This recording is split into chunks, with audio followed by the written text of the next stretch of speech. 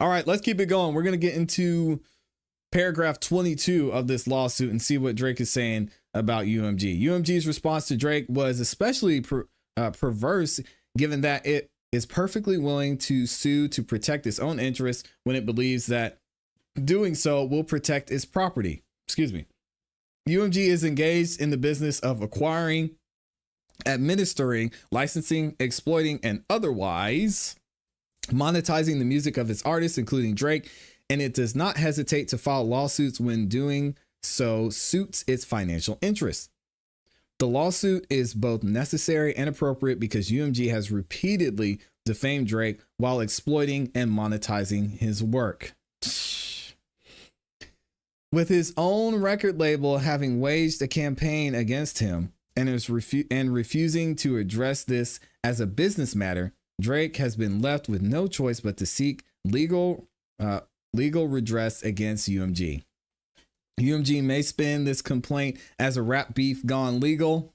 A lot of people are saying that, but this lawsuit is not about a war of words between artists. This lawsuit involves no claims against Kendrick Lamar or any other artist, instead about UMG. And I think this is brilliant that they put this way. They're staying away from the music side. It's like, it's not about the music. This is about my image, my brand, and UMG using a song and pushing it to make the value of my brand go down so they can negotiate a better deal. This lawsuit involves no claims against Kendrick Lamar or any other artist. Instead, it's about UMG, the publisher and exclusive rights holder of Lamar's music, as well as Drake's, and its malicious decision to publish and promote through covert means, false allegations about Drake that UMG knew were false, explosive, inflammatory, and certain to result in both vitriol and substantial harm to Drake's reputation. You're going to have to prove that in court. It's going to be hard to prove. Notwithstanding a relationship spanning more than a decade, UMG intentionally sought to turn Drake into a pariah, a target of harassment, or worse. UMG did not, because it believes any of these false allegations to be true, but instead because it would profit from damaging Drake's reputation. He's 1000% right. He's right. Drake thus brings this action to hold UMG responsible for the actual and foreseeable harm he has suffered and will continue to suffer because of UMG's choice to elevate profits over the well-being of its artists and the music consuming public. All right, who are the parties? We've got Drake, we've got UMG, and that's pretty much it. Jurisdiction, we don't care that much about it. Oh boy, we're going to get a little bit into the background. Now Drake's going to give details about how everything went down. What did UMG do? All right. First of all, Drake is internationally recognized as a multi-talented rap superstar. We all know that. Everybody knows who Drake is. Liability in this case is predicated on the defamatory material, Not Like Us, which UMG published and or caused the publication of beginning on May 4, 2024, and continuing through the date of this filing. This background section provides facts and context about the parties and the events leading up to the initial publication. Drake bragging on himself. We're going to skip over that. We know he's got OVO. He's doing amazing. Very well done. UMG, music industry giant, biggest record label out there. Awesome. Let's keep it moving. What else do we have in here? UMG and Drake have a long partnership spanning over 10 decades. And he even says here, Lucian Grange, described Drake as one of the biggest artists of today. No question about it. UMG has licensing and publishing rights over Kendrick Lamar's music. Now, this is the interesting part. On Information and Belief from 2012 to 2023, Kendrick Lamar was signed to an exclusive production company agreement with Top Dog Entertainment, also known as TDE, which in turn furnished his exclusive recording services to the Aftermath Entertainment record imprint, a joint venture of Interscope.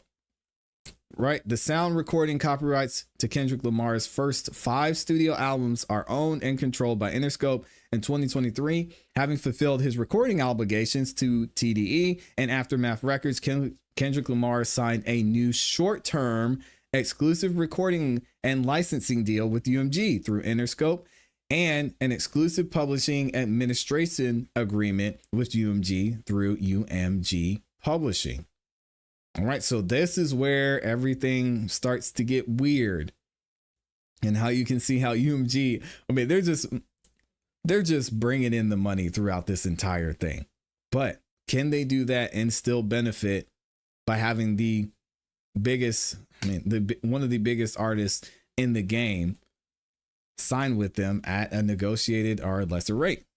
Yes. And they say, through these contracts, UMG exclusively controls the release, publication, and licensing of all the music products created by Kendrick Lamar during the term of the contract, including Not Like Us. So UMG say, yeah, let's put this out there. Say Drake's a PDF. On information belief, Lamar signed a short-time deal with UMG to see if UMG could prove its value to him, to promote him more effectively than any other music company could in a compressed time frame. If successful, Lamar would then continue his relationship with UMG through a new, longer-term contract. On information and belief, that long-term deal was consummated in December of 2024. Interesting. On information and belief, UMG's contract with Kendrick Lamar provide UMG the right to prevent the publication of and or insist on modifications to any material created by Kendrick Lamar, including but not limited to any content which UMG believes to be defamatory. All right, let's keep it going. UMG publishes Not Like Us. UMG publishes the recording and begins to defame Drake. On May 4th, 2024, we know, pursuant to publication and licensing rights, UMG published Not Like Us for streaming on YouTube, YouTube Music, Spotify, blah, blah, blah. Okay, everywhere. All right. And made the recording Not Like Us available for purchase on Apple Music and Amazon Music. When viewed on Spotify, Apple Music, Amazon Music, iHeartRadio, SoundCloud, and Deezer, Not Like Us includes the following language: exclusive license to Interscope Records, which is a division of UMG. Since defendant's initial publication of the recording Not Like Us has streamed globally more than 990 million times on Spotify alone as of the date of this filing. Wow. Oh my gosh. Kendrick Lamar is killing it. Now, we know from Spotify's history, a lot of those are bots. All right, let's be real. But it's still money at the end of the day. We won't get into it. The recording, Not Like Us, repeatedly accuses Drake of engaging in criminal acts, including PDF, I don't know how you would say it. I'm not going to say the word, and other acts that would require registered offenders, that would require registering as an offender and of being registered as an offender. Okay. Within the first minute, Not Like Us identifies Drake by name and states that Lamar has heard that Drake has a basically he likes underage women, okay, or kids. There would be kids at that time, at that point. Say, Drake, I hear you like I'm not young. I hope you never go to cell block. What? The next line is a thinly veiled threat that Drake should be careful that he never ends up in prison, a place where predators are notoriously targets of violence. You better not ever go to cell block 1. Not Like Us continues to say that any woman who falls in love with Drake should be careful to hide their little sister from him. Next, in a perverse reference to Drake's 2021 album, Certified Lover Boy, Certified PDF. Wow. In a play on the dual meaning of minor, a person under the age of 18, and a musical scale, Not Like Us says Drake is trying to strike a chord and is probably a minor. Later in the recording, Lamar describes Drake as Malibu's most wanted. Not Like Us continues to say that Drake and the people in his circle need to be served with a subpoena because a predator moves in flocks, and asserts that Drake's name is got to be registered and placed on neighborhood watch. Okay, we know how the song goes. If you haven't heard it, go look at the lyrics here. I'm not going to go through the entire breakdown of this. All right, here's the images of Drake's house with the identifiers on there. It's wild. I will never forget when that came out. It was crazy. The images feature an aerial view of Drake's Toronto home, including identifying information regarding the location of his home, and is covered in icons used by law enforcement and public safety applications like Citizen to identify child offenders and the residences on public registries. It ain't great. Drake publicly denies the defamatory material. The next day, just a day after UMG published the recording, Not Like Us, Drake denied all the allegations in a song called The Heart Part 6, which was absolute garbage. It was terrible. Drake explained that he has never been with no one underage and that his name is not on the offenders list. I hated this song so much. I was so disappointed. I said, Drake, why? Now I see why, because I guess he got wind of what was going on and he just took the L and said, I'm gonna sue. Despite being able to contact Drake, UMG did not ask Drake or his representatives to discuss his denials of the allegations contained in the defamatory material. Drake is the target of violence almost immediately, and we heard about this. At 2 a.m. on May 7th, a group of men drove by Drake's Toronto residence and screamed, Drake, and released at least 2 shots. One bullet went through the security fence and hit Drake's door. We already went through this in the introduction. What else happened? On May 8th, that's when someone tried to break into his property.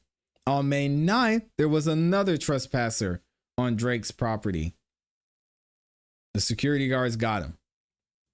These acts of violence against his residence where Drake lives with his son and against his businesses are not normal. Well, maybe in hip hop they are.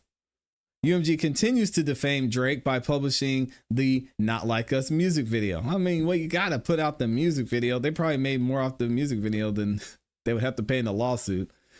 So obviously they put out the music video. Are y'all a fan of the music video? Let me know in the comments in the chat.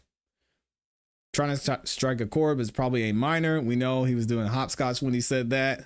If you haven't seen it, the shipping containers, that was probably my favorite part of the music video. I thought this was really well done.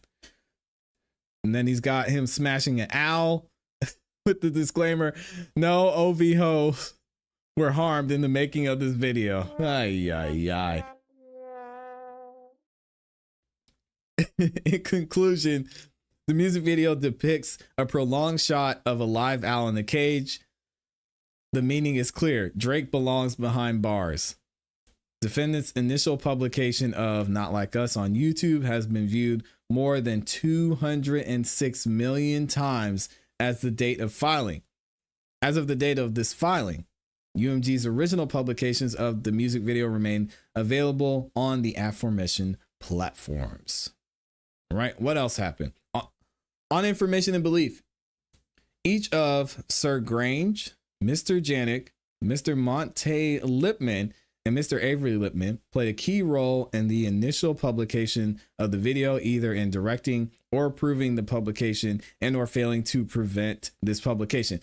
That's interesting that Lucian would be involved in this, but I guess with something being so big, this was the thing he would have to keep his eye on. UMG published the defamatory material with knowledge of or reckless disregard for its falsity and knowledge that it was reasonable, foreseeable to cause Drake harm. UMG does not believe now, nor has it ever believed, that Drake is a PDF, an offender, or otherwise a criminal. Defendant published, republished, and promoted Not Like Us, knowing the allegations were not true, or at least with reckless regard for its falsity. UMG also published and promoted the false allegations against Drake, despite the inherent improbability of the allegations, reliable contrary information, and awareness that they were unsupported by any evidence, let alone reliable evidence. Okay. And he talks about the code of conduct. He goes through here and say, hey, Lucian, you were mentioned in one of Diddy's lawsuits and you didn't like that. And you said you were going to sue. So guess what I'm doing? Suing. UMG engages in publicity campaign to ensure the maximum spread of the defamatory material and deceive consumers. How did they do that? Since the initial publication on May 4th and July 4th, UMG has utilized every weapon in its arsenal to ensure that Not Like Us spread to the maximum extent possible around the world. Can Taylor Swift's exes sue her for those songs that were popular about them? I just thought about that. Maybe they should sue for defamation. They might get a little money. Hey, if y'all end up doing that, I just want 5%. I just want 5% of whatever you get. All right. UMG used social media to promote the Not Like Us and market the recording's popularity to consumers. We know how these things work. They've got the NFR podcast in here. UMG's promoting the performance. This performance was crazy. What else do they have? On July 5th, Interscope promoted the music video on its Instagram account. The carousel includes images and a short clip of the video with the caption, "Not Like Us, out now." They're just doing their job. I mean, he's got so many dates in here.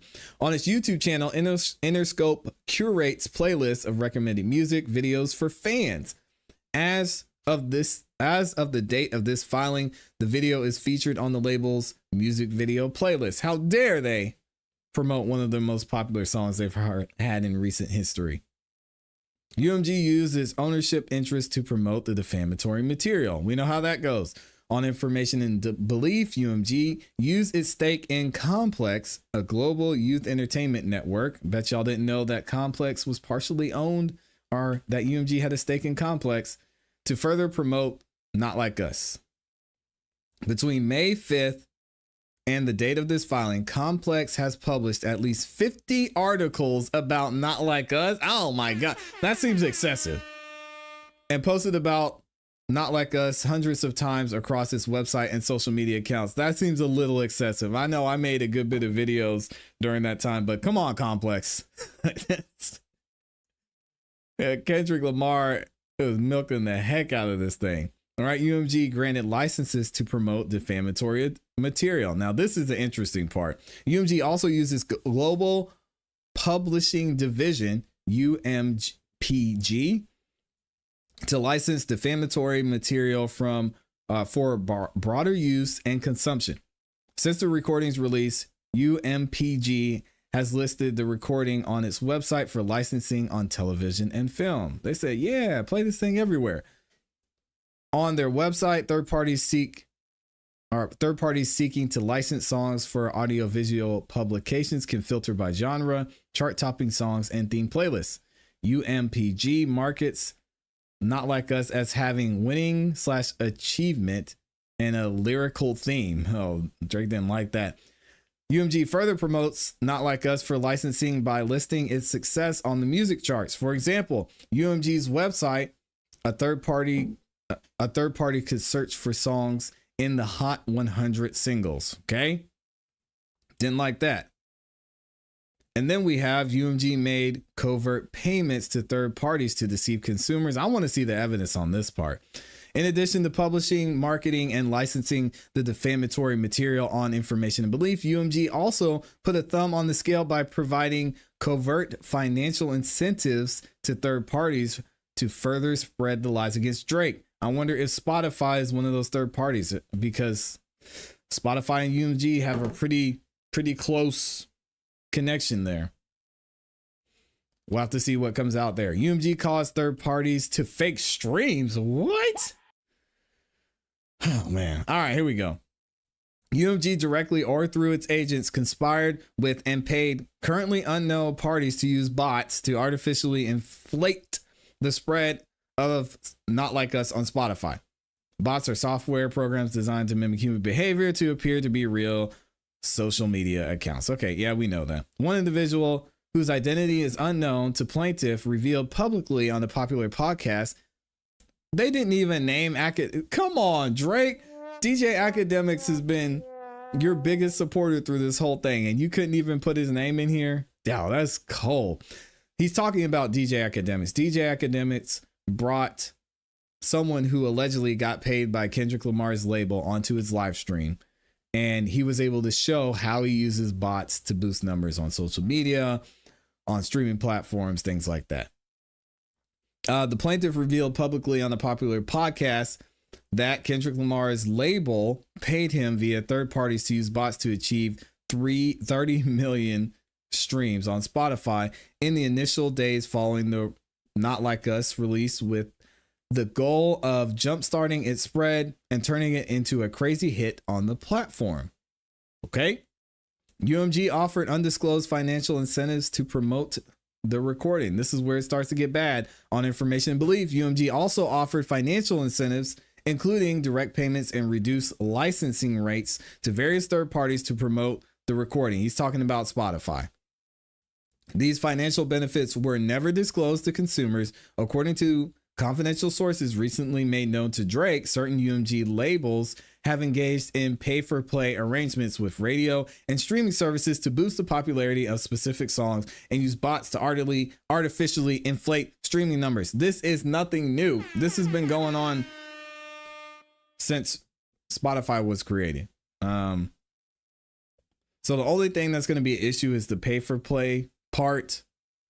And I want to see what goes on with the alleged deal that UMG struck with Spotify, because Drake is alleging that instead of UMG charging Spotify its normal licensing rate, they lowered the rate and say, hey, y'all push this, get more people to the platform. It'll be a great deal for all of us, right? And that's one of the streaming services that they're referencing there. But Spotify, it seems like they did something with, they did and made some agreement with Drake, because they said, all right, we're good. We're going to figure something else out. On information and belief, UMG also provided financial incentives to streaming platforms to promote the recording. Not Like Us. On information and belief, UMG charged Spotify, here we go, lower than usual licensing rates for Not Like Us in exchange for Spotify affirmatively recommending the Not Like Us to users who are searching for other unrelated songs and artists. Yep. What else do we have? UMG took other unprecedented steps to promote Not Like Us. What did they do, Drake? On May 4th, UMG removed the recording's copyright restrictions on YouTube and Twitch, thereby whitelisting the recording. And again, thank you, Kendrick Lamar, for helping pay the bills, man. Shout out to UMG. I'm not giving y'all that money back either, because, hey, listen, I appreciate it. The certified, oh, okay. So the Cartier family, whose YouTube channel has 1.4 million subscribers, posted a video depicting the image and using the recording. As of the date of this filing, the video has 2 million views. They've got No Life Shaq in here. They've got a YouTuber, Zayas. They've got RDC Gaming. Shout out to RDC World. They've got Kai Cenat in there as well.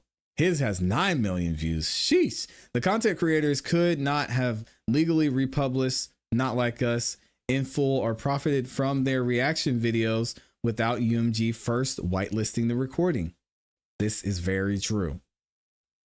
UMG's media campaign successfully spreads the defamatory material to billions. UMG's campaign to spread Not Like Us was successful. On May 4, 2024, the recording Not Like Us set a new record for the most single day streams for a rap song in the US, 13 million in 24 hours. Within the first week, Not Like Us debuted at #1 on the Billboard Hot 100 list with 70.9 million official streams and 5 million radio airplay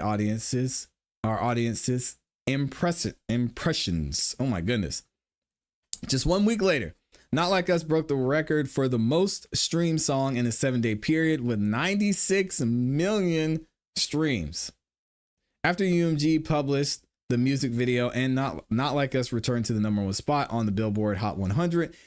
In the week after the music video's publication, Not Like Us was streamed an additional 53.8 million times and played on the radio an additional 40 million times. And from July to August, the video ranked first on YouTube's weekly top music video chart. Sheesh. And Drake's still mad about what they said in the video. UMG promoted the Not Like Us with the knowledge of or reckless disregard for its falsity and knowledge that it was reasonably foreseeable to cause Drake harm. And this is where Drake is basically saying, hey, they knew that people weren't going to like that I'm being painted as a PDF and it was going to harm my reputation. UMG was going to benefit, so on and so forth. So we made it to page 58 out of 81. Y'all got to let me know what you think about this, man. This is a tough one. I think it's going to be hard for Drake to prove if this were to go to trial. I can't imagine that it would. UMG just needs to go ahead and settle this at the end of the day. But with it being so public and Drake's already stating that he had conversations behind the scenes, they might be willing to take this the entire way. What do y'all think is going to be the end result of this? Do you think Drake is right in coming out with this lawsuit, or should he have just let it go? I want to know what y'all think.